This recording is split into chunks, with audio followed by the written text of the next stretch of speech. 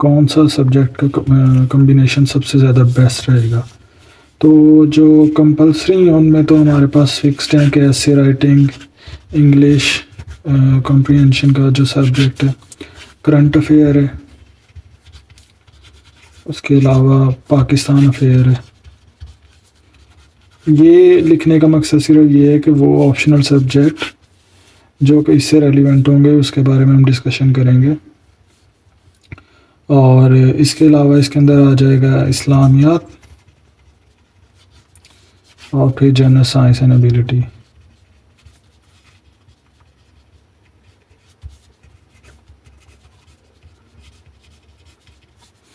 तो ये हमारे पास टोटल 6 है।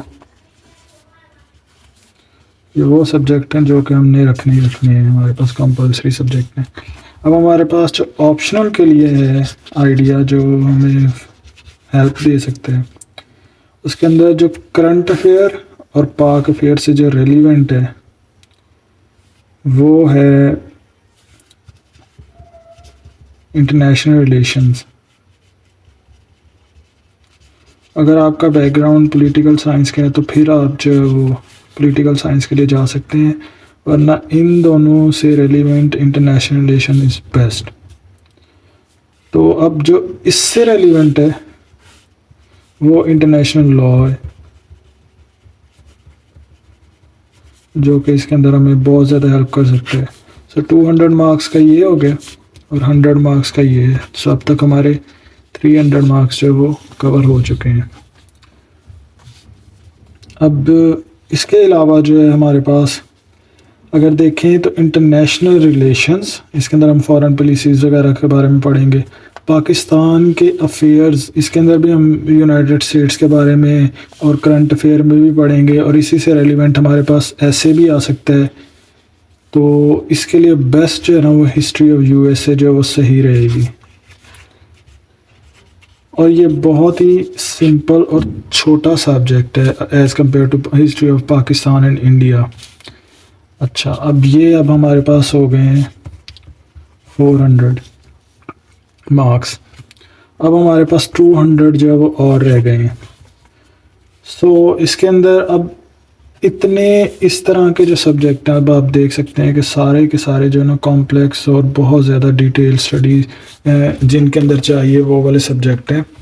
तो इसके अंदर हम एक ऐसा सब्जेक्ट ऐड कर लेते हैं जो हमारे लिए इजी रहे।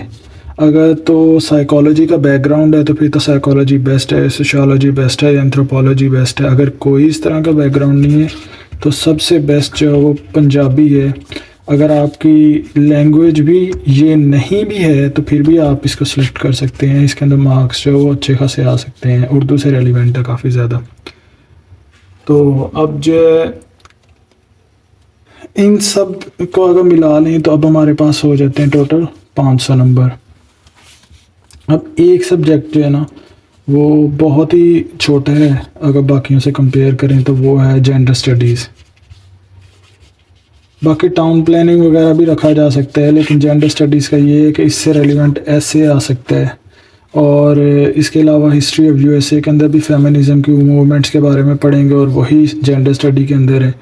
सो ये सारे एक दूसरे के साथ रेलिवेंट हो सकते हैं। सो मतलब अगर आप एक सब्जेक्ट को तैयार करेंगे तो बाकी जितने सब्जेक्ट हैं उनके अंदर भी उसका इफ़ेक्ट होगा।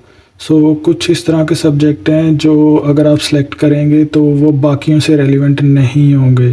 जिस तरह से वो कंप्यूटर साइंस का सब्जेक्ट है, या फिर इसी के अगर कंपेयर कर लें तो इकोनॉमिक्स का जो हमारे पास इकोनॉमिक्स का सब्जेक्ट है, तो वो सब्जेक्ट जो है वो सब्जेक्ट हैं जिनको अगर आप तैयार कर लेंगे तो उन सब्जेक्ट में हेल्प मिलेगी as compare to the subject जो कि आपको दूसरे सब्जेक्ट्स के अंदर भी हेल्प करेंगे। सो मेरा तो 2019 के लिए CSS का जो ऑप्शनल का जो सजेशन है वो यही है कि इंटरनेशनल रिलेशन 200 मार्क्स का, international law, history of USA, Punjabi and gender studies. Thank you, and आप मेरे चैनल को सब्सक्राइब कर लें।